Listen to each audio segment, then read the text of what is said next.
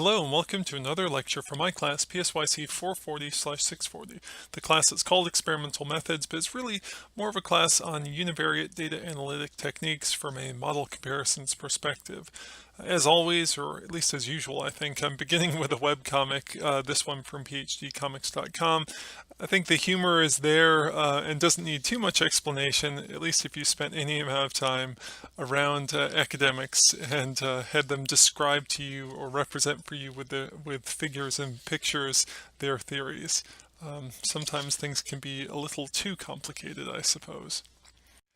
Anyway, the goal of today's lecture is just to give us a little bit more practice using multiple regression and playing around a little bit with mediation and moderation, two topics that we've obviously spent a fair bit of time on this unit. So it's really going to be a bit of a review and a little bit of practice. Here's the review part. Now, where we left off last time, we were talking about moderation and mediation, two terms which mean different things, although they're sometimes incorrectly substituted for one another. In the case of moderation, we're talking about interaction. That is, the finding that the effect of one predictor variable on the outcome variable varies or changes across different levels of another predictor variable, which we call the moderator or the moderating variable. In the case of mediation, we're making a more subtle claim, or we're testing a more, perhaps more interesting effect, whereby the effect of a predictor variable on an outcome variable occurs through or via a pathway within another predictor variable, which we're calling a mediator. So the example I used last time was based loosely on my understanding of eating disorder research, and the gist of it was negative body image is related to eating disorder symptoms, but some amount of that relationship occurs through or occurs via changes in self-esteem. So to the extent that someone has a higher negative body image, they dislike their body shape or size more, that leads them to have lower self-esteem, and that's what leads them to have higher eating disorder symptoms. Now, I don't make any claims as to that being actually true. That's just kind of the scenario I set up when I created some fake data to illustrate this example. And here's some output from an analysis that we conducted using process, and you can see some of the kind of highlights here. We first looked to see whether the effect of the it looked at the effect of the predictor variable on the outcome variable when the mediator was not in the model. You can see that up at the top, and then we can see the effect of the predictor on the outcome variable when the mediator is in the model. That's a little bit further down there.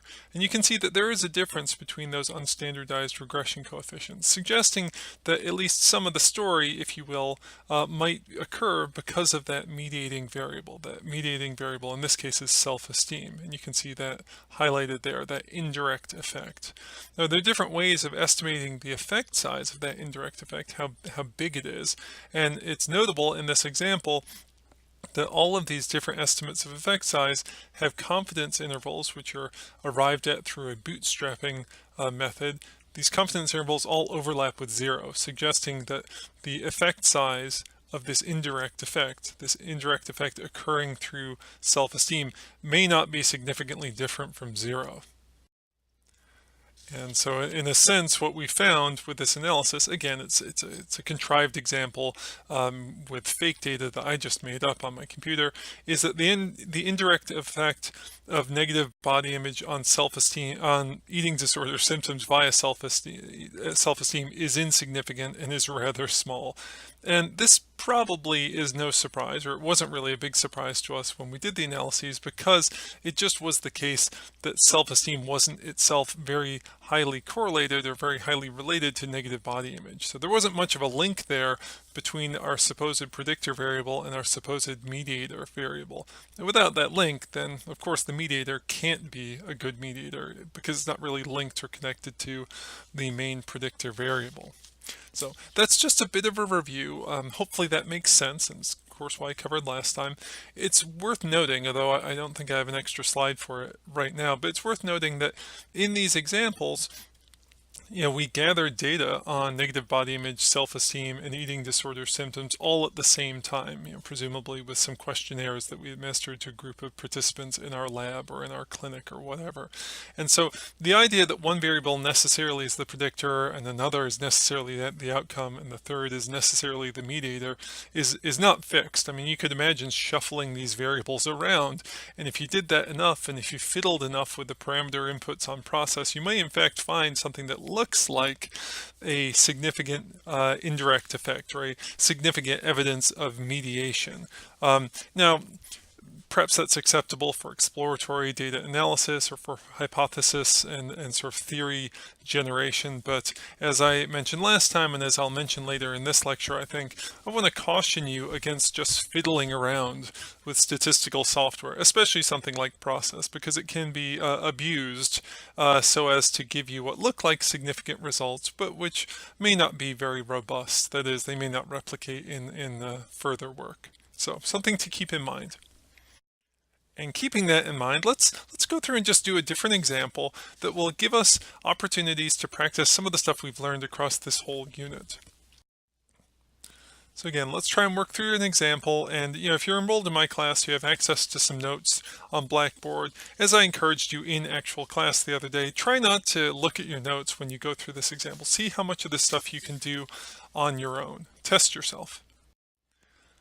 Okay, so the basic setup is, imagine you're a school psychologist and you're studying achievement. That is, studying like essentially grades, how well people do on standardized measures of knowledge acquired.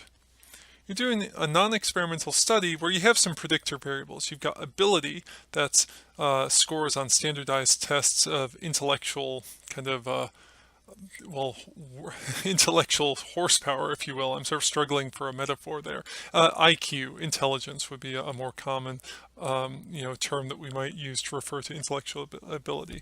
So intelligence or ability is one predictor. Television viewing, how many hours a day you watch TV, is another predictor variable, and socioeconomic status is a third one. And of course, our outcome variable, kind of like I said before, is some sort of measure or compositive measures of various achievement tests. Now, if you're enrolled in my class, you have access to this data set. It's called Student Achievement. If you're not enrolled in my class, I'm afraid you're out of luck, because this is a pretty big data set and there's no easy way that I could kind of make a slide of it. So you'll have to kind of just follow along, but maybe not have the opportunity to play along. And I apologize for that. Let's imagine our research hypothesis is something like ability, that is intelligence, IQ, whatever, moderates the relationship between television watching and achievement. There's some relationship between how much television you watch and how well you do in terms of your grades at school, but that relationship is moderated in some way by your intelligence. And for the time being, let's just assume we have a good theoretical basis or empirical basis to make this hypothesis. Maybe there's some theory that suggests that intelligence, buffers the effect, the deleterious effect of television watching on intellectual performance in school, or maybe as teachers we've just observed, kind of clinically or in the classroom, that students who watch a lot of TV do worse in terms of their grades, but maybe the smarter kids, it's not such a big deal, or maybe the smarter kids are more harmed by watching a ton of TV. Who knows? Assume that we have some good reason and we're not just totally making up this hypothesis, when in fact I am totally making up this hypothesis. If this was a real example, or if this was real research that you were doing, I would encourage you to kind of sketch a diagram for your analyses. I like to do this almost anyway, almost always, just to kind of help me clarify my thinking. And in this case, our predictor variables, ability and television, are arranged thus. As you can see here, ability we're treating as a moderator. Television watching we're treating as our main predictor variable, and as I noted before, achievements are our outcome variable. By the way, I'm not using SES in any of these examples. I started to include SES in some of my analyses, but it just got too complicated, and this lecture is already getting long enough, so I've kind of dropped that variable entirely, in case you're wondering. And once again, let's assume that we have some good theory-driven or kind of empirical observation driven reason for testing a moderation effect that looks like this. And let's also hope that we have some fairly specific prediction about the nature of what this moderation effect looks like, whether ability score buffers or enhances the effect of television watching on achievement, or so on. Now, by this point in the unit, you're probably pretty familiar or pretty comfortable, I hope, with the idea of testing a moderation or testing an interaction effect. You basically can do it through a multiple regression in which in step 1 you enter the main predictor variables, and in step 2 you enter the interaction term to see whether including that interaction term or allowing that interaction to exist in the model improves the fit to the data. Now, in terms of the options for analyses, you have a lot of them in SPSS, of course. One of the ones you really want to focus on are the effect size. R-squared's an easy choice there for effect size, and particularly the change in effect size when you include the interaction term in the model. That's part of the rationale, or part of the reason for doing this analysis hierarchically. That is, doing first the main predictor variables and then the interaction term to see if that interaction term improves the fit of the model. We also want to get things like regression coefficients, probably with some confidence intervals, because we'd like to eventually express the model for simple effects and do some simple slopes analyses. We also probably have a lot of different options for graphing and examining residuals, etc., etc., etc. Which kind of brings me to an important point.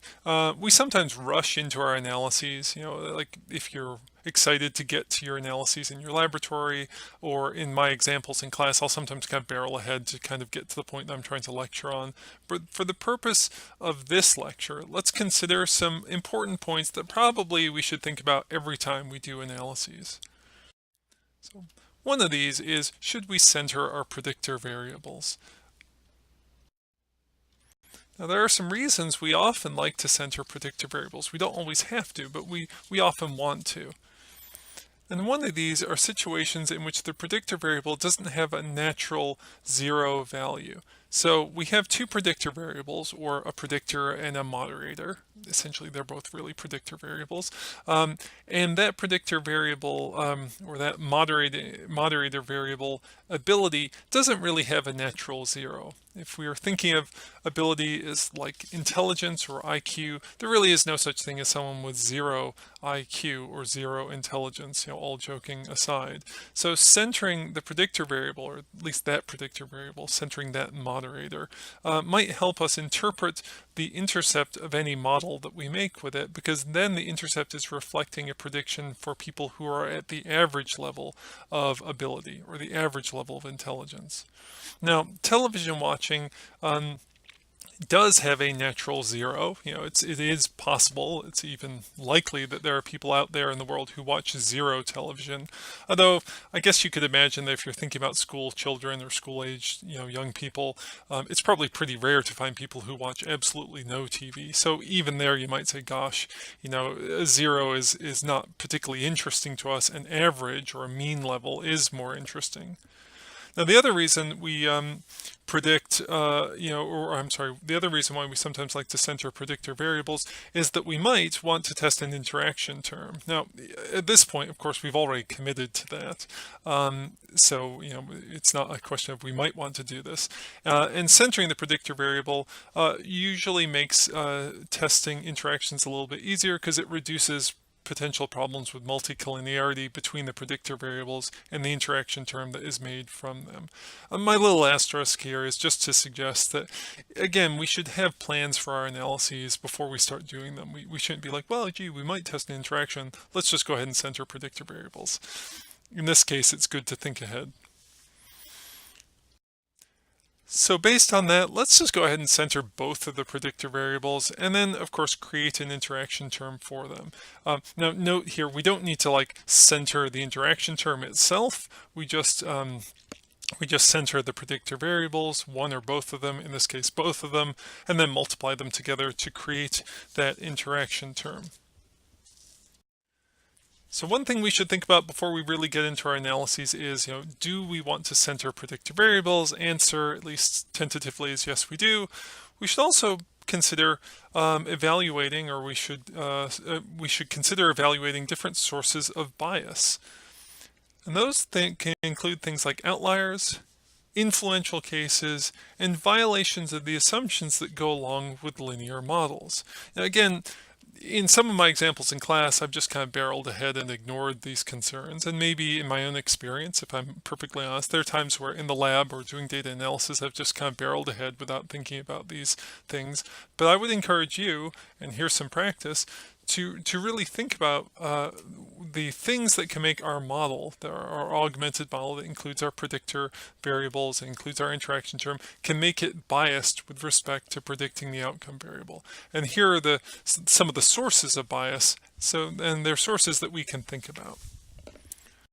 So first, let's consider outliers and influence. Looking for outliers isn't really very hard to do. The only trick or kind of important thing to remember here is that when we say outliers, we're really talking about outliers with respect to the residuals that the model makes. So we can look for, or we can have SPSS do some case-wise diagnostics where it identifies cases with large standardized values for residuals. We can also have SPSS save into the data file values for standardized residuals, or for that matter for unstandardized residuals, and we can just visually inspect the data to look for large values. And remember, it's certainly possible, it's even likely that there will be some cases with large values for standardized residuals. We just don't want to see a lot of them, because if we see a lot of them, or if we see a lot of them piling up on one end, like a lot of high values for residuals on the negative side or high values on the positive side, that starts to suggest to us that our model may be biased in terms of prediction. It may be kind of overshooting or consistently undershooting. Or if they're just lots and lots of extreme values, it may be just a generally poor model. Influence is a little bit more challenging because it's a more complicated topic to think about. But if we're looking for influential cases, we can think about influence in some different ways. One is we can look for evidence of influence on the model's prediction of particular cases. So there are various regression diagnostics that we can use that will tell us whether the model does a kind of a bad job predicting an individual case. So for instance, we can look at studentized deleted residuals. And you may recall that these are standardized, or technically studentized, differences between the adjusted predicted value and the original observed value for each case. So we'll get studentized deleted residuals for each of the cases in our data set. And essentially what they're telling us is how badly does the model, they're giving us a sense of how badly the model predicts a case when the case isn't in the model. So if a particular case, whether it's in or out the model predicts it about as well as either way, then that case isn't particularly influential. If there's a huge shift where the model predicts a case really poorly when it's not in the model and better when it is in the model, that means that case has some influence, at least influence with respect to the model's prediction of it. Another way to look at this idea is to look at standardized DF fits. These are standardized differences between adjusted predicted values and original predicted values. So they're similar to studentized deleted residuals. But what they're giving us is a little bit more of a sense of how well does that case influence the model's ability to predict it. We can also consider influence in terms of the model's ability to predict other cases, or how much an individual case influences the model's ability to predict all the other cases in the data set. And here we have calculations like Cook's distance and leverage, which are sort of indicating to us the influence of the single case on the model itself, how much that one case influences how well the model predicts all the other cases in the data set. Along the same lines, we can look at standardized DF betas. These are just standardized differences in the regression coefficients for the model when all the cases are used and when one case, each particular case is excluded. So again, you can imagine if pulling out a particular case caused those regression coefficients to really change a lot, then there's something about that case which is really influencing how well the model is predicting all the other cases in the data set. So, another source of information. I think what's sometimes hard about regression diagnostics is there are a lot of different kinds of them, and they give us similar sorts of information, or they give us information that is similar but maybe slightly different, and it can be hard to kind of keep them all straight in your head. I like to divide the regression diagnostics, at least the ones for influence, into those which are more concerned with how an individual case influences the model's ability to predict it, and the others which are concern the model's ability, the influence of a particular case on the model's ability to predict all the other cases. And then when I actually run my analyses, I try and consider multiple sources of information to see if there's a general pattern emerging to suggest that a given case has a lot of influence or maybe doesn't have so much influence. Okay, well, if all that isn't too much to take, let's move on and think about some other potential sources of bias. And these are violations of assumptions that we need to make for our analyses. And there are some assumptions which are pretty basic. For instance, one of our assumptions is the assumption of linearity. That means we're assuming there is a straight, that is not curved, line relationship between the various variables in our model.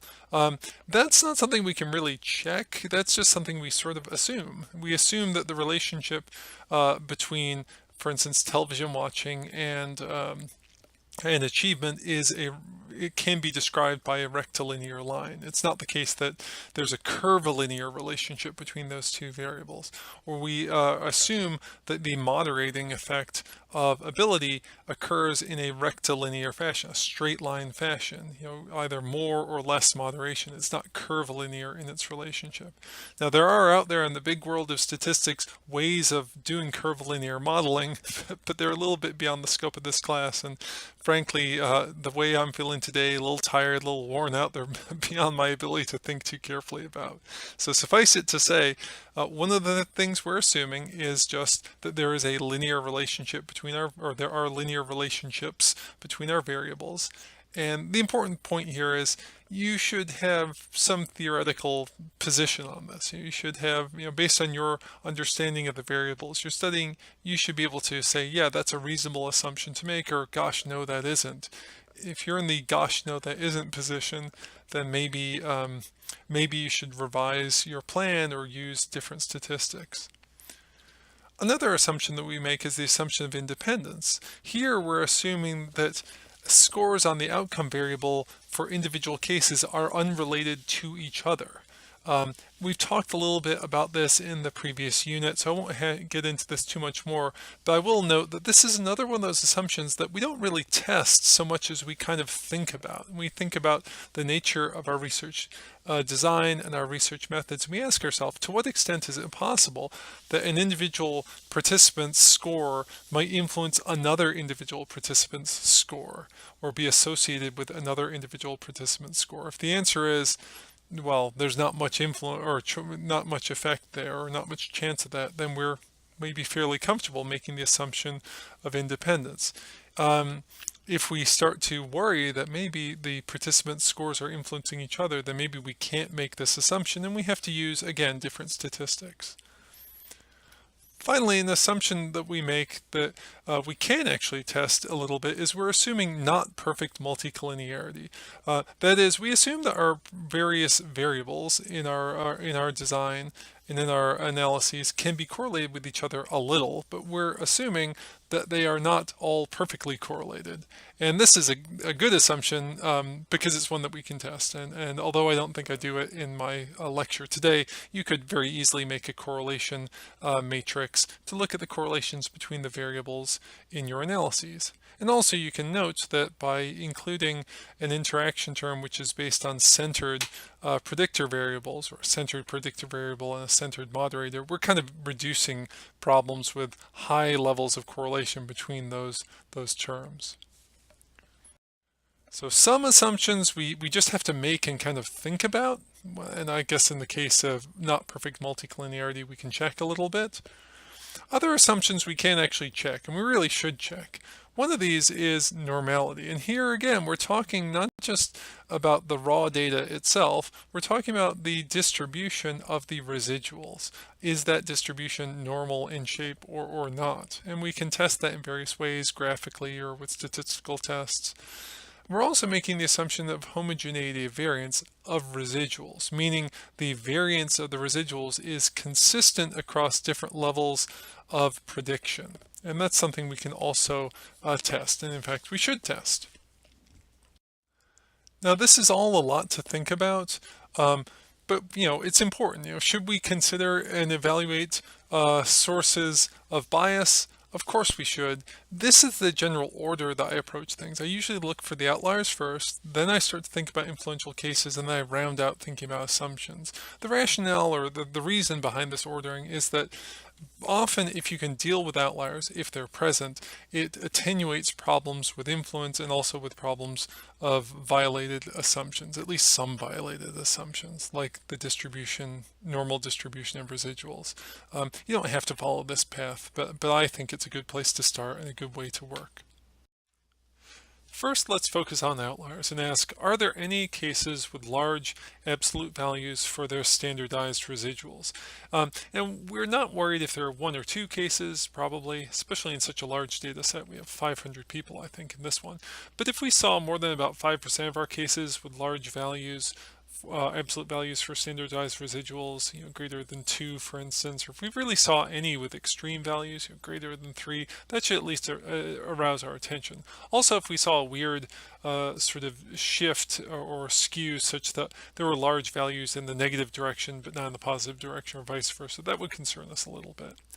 Now, it happens to be the case in this data set. There's one case who has a large value for his or her standardized residual. So that person is, by the definition we're using, an outlier. Although the simple fact that there's just one person in this data set, or maybe one or two, I mean, big data set, it took me a while to look through it, doesn't really worry us too much. It doesn't seem to be the case that there's a very large number with extreme values or even with fairly large values. Next, let's focus on influential cases. And here we can think about influence different ways. First, let's think about it in terms of the model's ability to predict individual cases. And we can ask, are there any cases with studentized deleted residuals that have extreme values? They're greater than 3. And again, our case 491 happens to have a large value for his or her studentized deleted residual, suggesting that there's a large studentized, that is, difference between the value that the model predicts for this case when it is not in the model and the actual value for the case. This suggests that the model does a poor job in predicting this case when the data isn't in the model. This model has a lot of influence on the model's ability to predict it. And we can also focus on the model's ability to predict those particular cases by looking at large values or extreme values for DF fits. And it's worth noting here that case number 491 doesn't have a particularly large value for his or her DF fits, suggesting or showing that there isn't a large standardized difference between the value that the model predicts for this case when it's not in the model and the value that it predicts when it is in the model, suggesting the case doesn't have a lot of, or that this case doesn't have a lot of influence on the model's ability to predict it. Next, we can focus on influence in terms of the model's ability to predict other cases.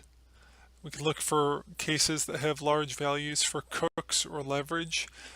Here, our person ID number 491 doesn't have particularly large influence in terms of his or her cook's distance or leverage value, nor do any other cases, suggesting that this case, 491, doesn't influence disproportionately the model's ability to predict all the other cases. And we can look at that same issue by examining DF betas for all of the cases, and again look for large or extreme values of standardized DF betas. And case number 491, or I should say ID number 491, doesn't have large values for DF betas, nor do any of the other cases, suggesting that the standardized coefficients of the model don't change very much as a function of whether or not case number 491 is in the data, or is in the data set that the model is made from. So this is just another way to think about influence from the perspective of the case's influence on the construction of the model and the model's ability to predict all the other cases in the data set. So if we put it all together, it looks like there are a few, or maybe there's a few, or even just like one or two outlying cases with respect to residuals, and really no very influential cases. Hopefully you could follow along with what I just went through. The basic gist is I first looked for outliers, and then I looked for influence, recognizing that often, although not always, it's the case that outlying cases are influential cases. In this particular example, ID number 491 was an outlier in terms of his or her residual and had some evidence of being an influential case, but not a lot of evidence, or not when we considered the idea of influence from different angles or different perspectives. And the simple fact that there's one case in the data set like this shouldn't really worry us. Also, the fact that this case isn't particularly influential, it's hard for individual cases to be very influential in large data sets. There's a lot of other data, in a sense, competing against them. Problems of outliers and influence are always a lot worse in small data sets. So, yet another reason to tend to prefer large data sets over small data sets when doing analyses. Now you might be asking, well, what would we have done if we had found a lot of outliers or a lot of influential cases? How would we have dealt with them? Well, we could have removed those cases if we found particularly influential cases or particularly outlying cases. We could have Windsorized the cases, that is, brought them into the fence. That we could have found cases that were outliers and then taken the values of those cases on the dependent variable or the outcome variable and reduced them, or brought them closer to the mean for the overall sample, so brought them to the fence, as it were. Or we could have even transformed the entire data set. If our data set was very skewed and we saw a lot of that skew showing up in our residuals, we might have log transformed or square root transformed the data set. I tend to not like to do this because it puts the data into what's often a kind of a non-obvious metric, because we're talking about, instead of an outcome variable in its natural metric, we're now talking about it in its square rooted metric or its log transformed metric. But this is sometimes done in some types of data, not much in the examples that I've given in this class. Although, by the way, I do think I have a supplemental video where I talk about some of these techniques for dealing with unusual data sets or problems with violations of assumptions. Speaking of violations of assumptions, let's focus on some of those violations of assumptions. Well, I talked about the assumption of linearity, and I made the point already that this is just a basic assumption of the type of model building and model comparing that we're doing. We're not working with curvilinear models. So there's no real way to evaluate this assumption. We just have to think a little bit about the theories that we have for the particular variables that we're studying, and ask, is it the case that we can assume straight line relationships between them? We can think about the assumption of independence. Again, this is a matter of kind of our design and our methods of our study. Hopefully we've designed our study, hopefully we've gathered data in such ways to minimize problems with non-independence. And then another assumption we have to make is the assumption of not perfect multicollinearity, or not perfect correlation between all of our variables. This is something that we can check on, and happily centering predictor variables is going to help decrease the one problem that we sometimes have with multicollinearity, which is multicollinearity between predictor variables and interaction terms that are made from them. So we've already kind of dealt with this a little bit. Other assumptions that we can deal with include the assumption of normality, and here we're talking about normality with respect to the residuals.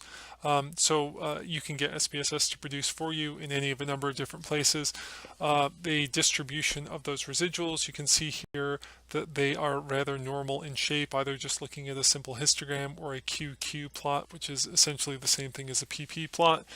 I can also run I can run two formal tests of normality, the Kolmogorov-Smirnov and the Shapiro-Wilks test. You can see that both of them are not significant, which is suggesting that the distribution for residuals is not significantly different from a normal distribution. So looks like the distributions of residuals are normal.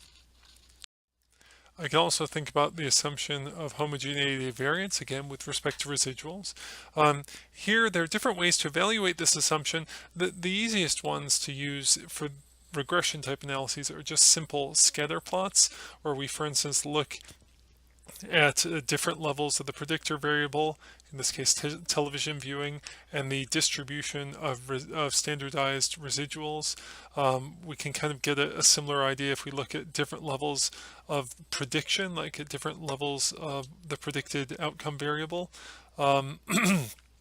And again, standardized residuals. What we want to see here is roughly the same spread of residuals, the same sort of height, if you will, of those dots at different levels of our predictor variable, or at different predicted levels of the outcome variable. Here, both of these scatter plots look a little bit ovoid in shape, but there's not a weird sort of delta, sort of a triangular shape, such that the cloud is very narrow on one end and very wide on the other.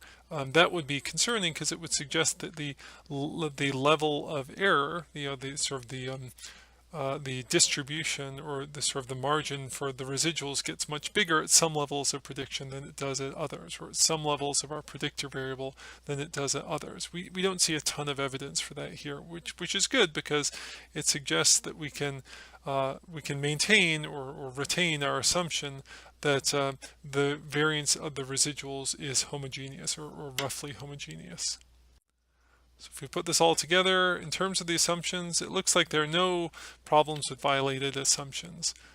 The only reason I put the little parenthetical question mark there is some of these, for instance, the assumption of linearity, the assumption of independence, are things which we can't formally test or evaluate very closely. We have to more or less think about them, and we can probably never be entirely satisfied with the conclusions of those thoughts.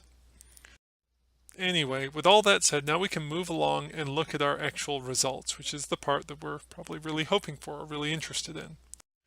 We can ask the question, so does the interaction term improve the model? That is the model with the interaction term statistically significant? Is that augmented model a better fit for the data than the compact model that has no predictor variables in it? And maybe more importantly, does the addition of that that interaction improve the fit of the model? Is there an incremental improvement in fit when we go from just the main predictor variables to those main predictor variables and the interaction term?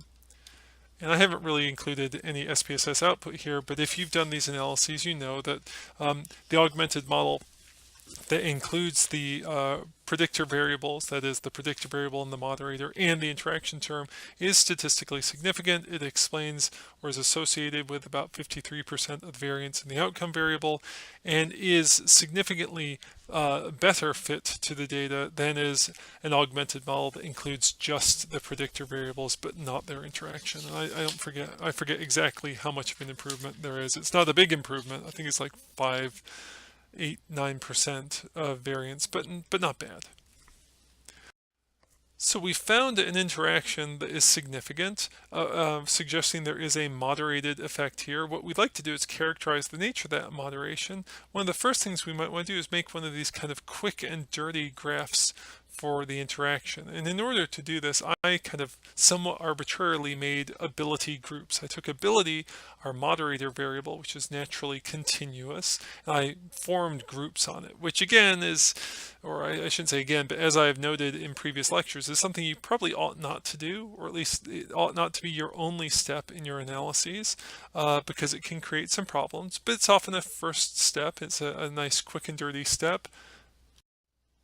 Doing that, I was able to make the following graph in SPSS, and you can see here the relationship between television viewing and achievement for people in either a low ability, a moderate or medium ability level, or a high ability level. And you get the kind of impression that there is a negative relationship between television viewing and achievement for people who are of high ability, high IQ, but maybe a more positive relationship, or a not quite so negative relationship among people with moderate or medium or even with low ability.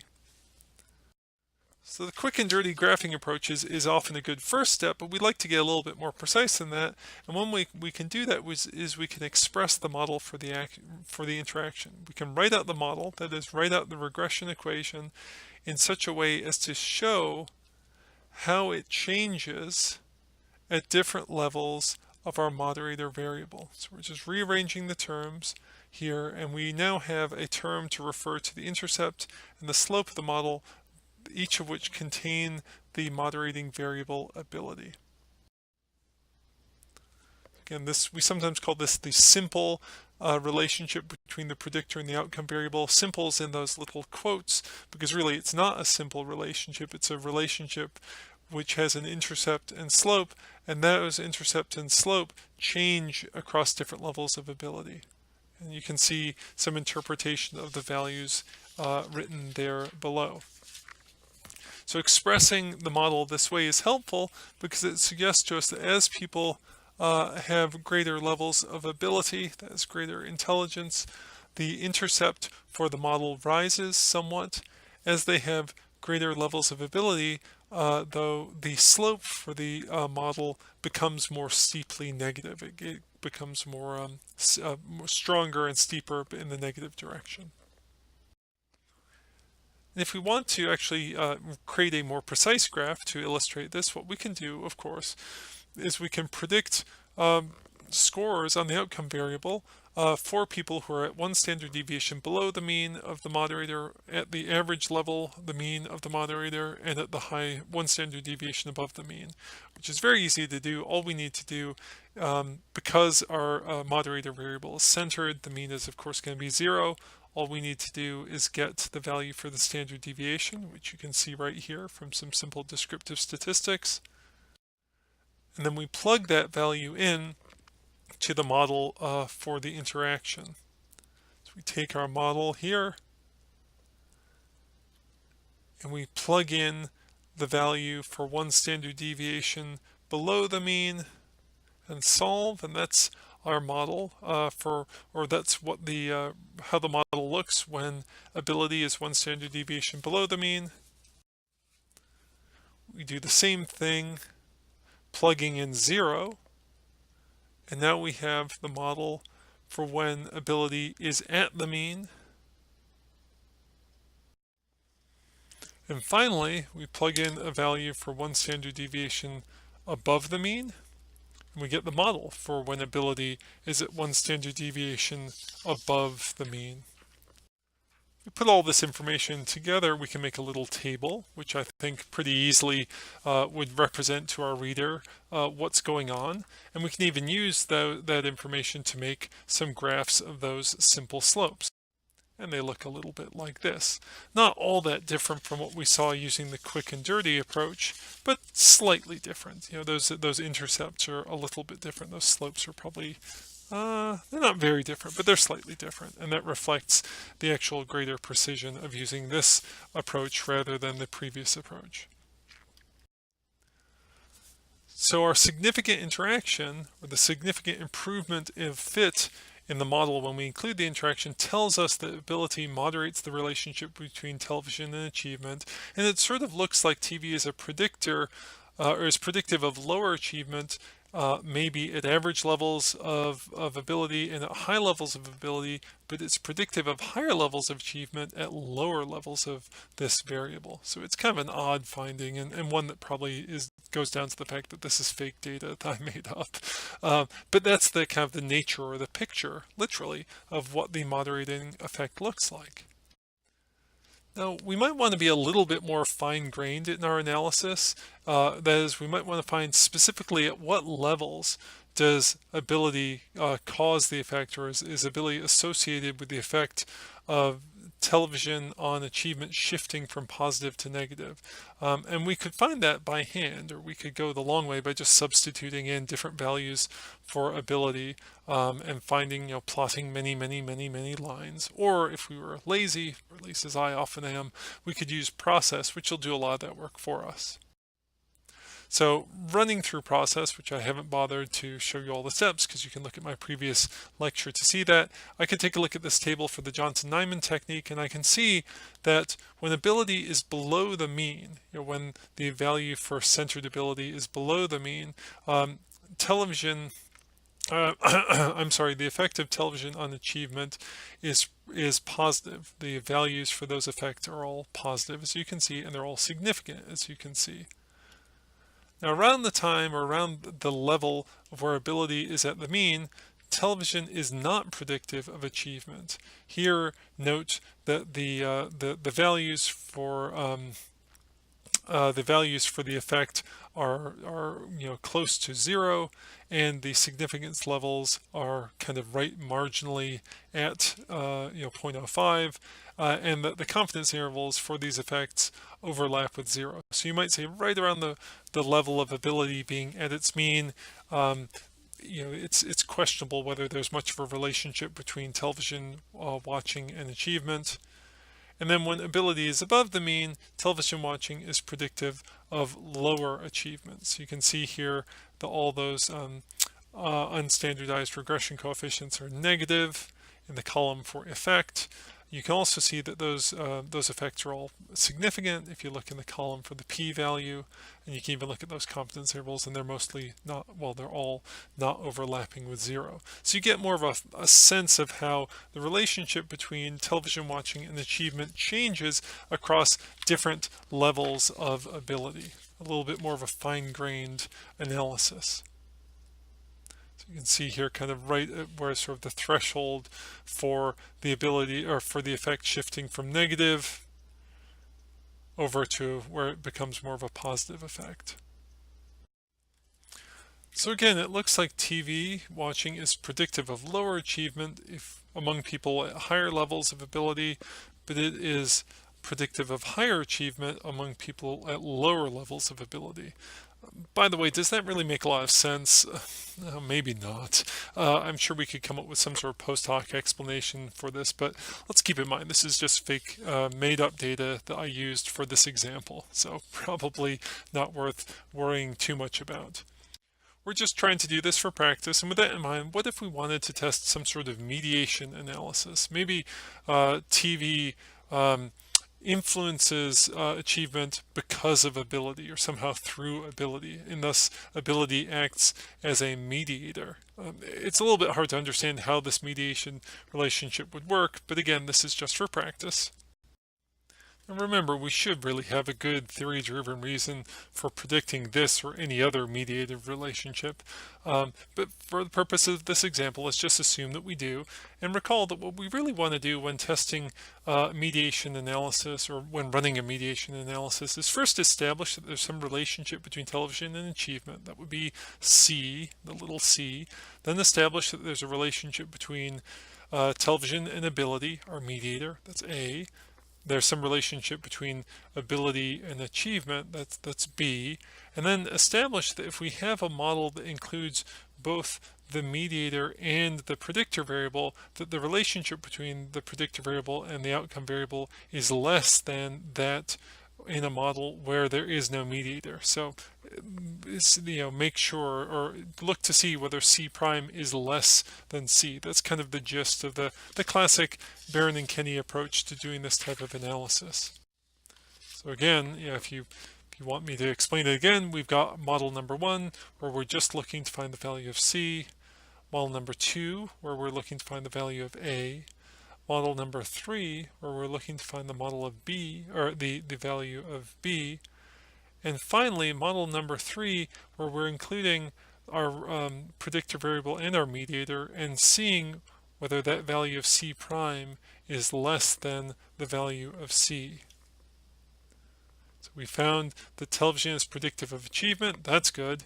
We found that television is predictive of ability. Well, that's helpful if ability is going to be a mediator. We found that ability is predictive of achievement. Well, that's good because again, it completes the connection. And we also found that TV is less predictive of achievement when ability is in the model. So we have some general sense that there's mediation going along. And because C prime is less than C, it's not absolutely zero, we might call this a partial mediation situation. We haven't entirely removed the effect of or the relationship between our predictor and our outcome by including the mediator. We've only diminished that direct effect. So we want to talk about this in a little bit more of a fine-grained way. We want to estimate that indirect effect, find out how much of the effect of TV on achievement goes through, so to speak, ability, and for that we really need process again. Here's some output from process, and you can see here the effect of the predictor when the mediator is not in the model, the effect when it is in the model, and the difference, which is of course the indirect effect, the effect of the predictor on the outcome via the mediator. And we can see different estimates of the effect size, none of which overlap with zero, suggesting that there is some significant partial mediation for television watching on ability via on achievement via ability. So if we put this all together, it sort of looks like ability partially mediates the relationship between television watching and achievement. Now it's interesting to note here that this indirect effect is negative, and we can see that by just multiplying the signs for the two steps in the relationship. And those signs are just the sign, positive or negative, associated with the unstandardized regression coefficient describing each of those links. So there's a negative association between television and ability, and a positive association between ability and achievement. Maybe to the extent that students watch more TV, it lowers their ability, and low ability means low achievement. Or if we put this a slightly different way, we say, maybe ability increases achievement, but TV decreases ability. Now, let's make a really important point here. We should be careful about causal language. It's easy to create a story that connects the variables. So for instance, you just heard me say something like, maybe ability increases achievement, but TV decreases ability. When we say things like this, we're at least implicitly and often explicitly creating a narrative or telling a story in which one variable causes another variable. Change in one variable causes change in another. Those causal stories or causal claims should be made if we can establish the three criteria for causality: temporal precedence, covariation, and non-spuriousness. We should really ask ourselves, have we established these criteria? In this study, obviously it's a fake study using fake data, and I haven't given you all the information, but we want to know, is it the case that we measured television watching ability and achievement at different time points such that we were able to establish a plausible chain of events for the one variable causing the other? Is it the case that we ruled out other relationships which could account for the apparent effects here? Often what we see in research is just three variables measured at basically the same time. So temporal precedence, it can't be really established, or there is no temporal precedence. A pattern of covariation is observed using an analysis like mediational analysis in process. And there's not a lot done to establish the non-spuriousness of this relationship, to rule out other potential reasons why these variables could be related in the pattern that they appear to be related in. And so with kind of shaky foundations, the author goes on and makes causal claims or tells a causal story. We should be careful not to do that. It's okay in this example because, hey, it's just an example, it's just for fun. But when you're doing this type of work yourself, you should be a little bit careful about not talking about one variable causing the other just strictly based on patterns of results that you see in process, or really you see in any of the analyses that we've talked about. And in this case, let's be honest, does this indirect effect even really make sense? Not really, or at least not really to me. Ability, that is intelligence, should be a pretty stable trait. It's hard to imagine that TV watching should really be changing that. You watch a lot of TV, it makes you dumb. If you watch very little, it makes you smart. Maybe this is what parents have told children over the years, but I don't think there's a lot of reason to think that it's true. You might ask, well, okay, why did we find evidence for partial mediation given that this whole, connection doesn't really make a ton of sense? Well, one variable or one factor is that we had a really large sample. There were 500 cases here. That's a lot of statistical power, meaning that even relatively small effects, in this case, kind of a small indirect effect, might be statistically significant. Also, process just gives us a lot of ways to play around with our analyses, and I haven't really illustrated them here, but suffice it to say, you can fiddle around with, one variable being the mediator. No, let's make the other variable be the mediator. Let's adjust some of the input parameters for our model, and you can play around to the point where you can find, in deliberate quotes here, apparently significant effects. It's interesting, I actually just fairly recently saw a thread on a Facebook group that I follow which sort of touched upon this issue. You can see here, and I know there's a lot of text, but you can see here some people talking back and forth about using process for moderation analysis. So not mediation analysis, but obviously we've talked about doing moderation analysis. And reading through the comments, you can see there's some criticism, and there's more that I wasn't able to fit on the page here, for process, where people sometimes criticize the use of process as making it too easy to find, again in deliberate quotes, apparent moderation or mediation effects. And here you see a couple people noting that it's important in the case of moderation analysis to demonstrate a significant interaction between the predictor variable and the moderator variable before going on to some of the more fine-grained analyses you could do in process. And here's another person commenting that you should have a kind of a theory-driven reason to hypothesize a particular interaction or hypothesize a particular moderation effect. So some important points to make here. Mediation analysis, in this case using process, it's really just a tool, a very useful tool for understanding potential relationships between sets of variables. But we shouldn't use it in a haphazard or thoughtless manner, because if we do, we can lead us to potentially mistaken conclusions. We should be thoughtful about the relationships that we hypothesize, and those hypotheses should be based on solid theory or solid empirical observation. Looking at the previous literature, referring to clinical observations that professionals have made, and so on and so on.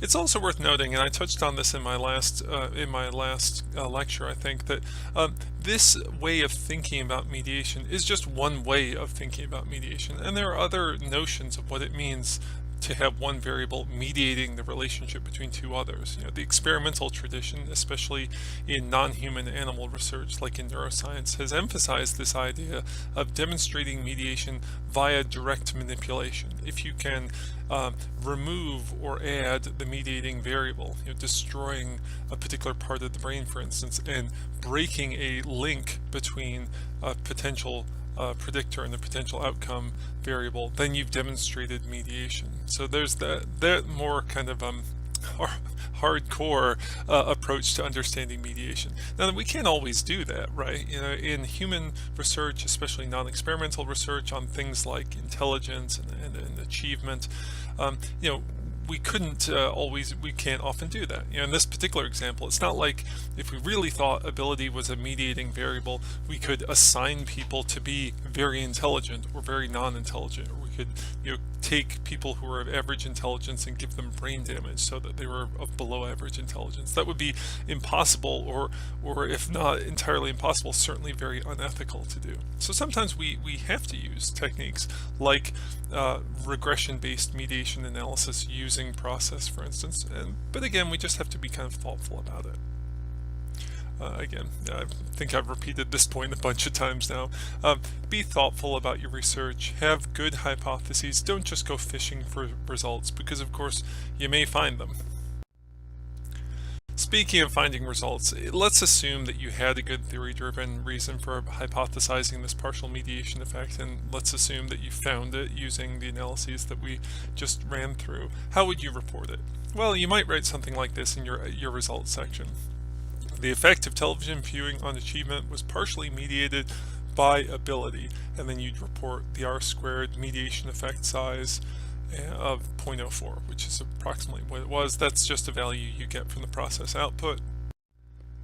You might also want to present a table. I think tables are often really useful when presenting regression type analyses, and indeed other types of analyses as well. Here we're giving the total effect of television watching on achievement, but we're breaking it down into the direct effect and the indirect effect via ability. And you can see I've noted that there. I've tried to characterize the size of the effect. I'm sorry, not the size of the effect, but the coefficients associated with the effect, and also their confidence intervals, and I've shown that they are statistically significant. Well, that's really all for this time, and at the risk of ending rather abruptly, I'll say thanks for your attention. This lecture is clocking in at just about an hour, so another long one. If you've made it all the way through, then you deserve a cup of tea or a cup of coffee, or maybe something a bit stronger than that. Anyway, thank you so much, and if you're enrolled in my class, you know that our exam is coming up. If you're not, then you don't have to worry about that. Probably have other things in your life to worry about. But take a moment, be peaceful, relax, and think about this stuff, and hopefully it makes sense to you. If it does, great. If it doesn't, ask me a question. I'll do my best to answer. Bye-bye.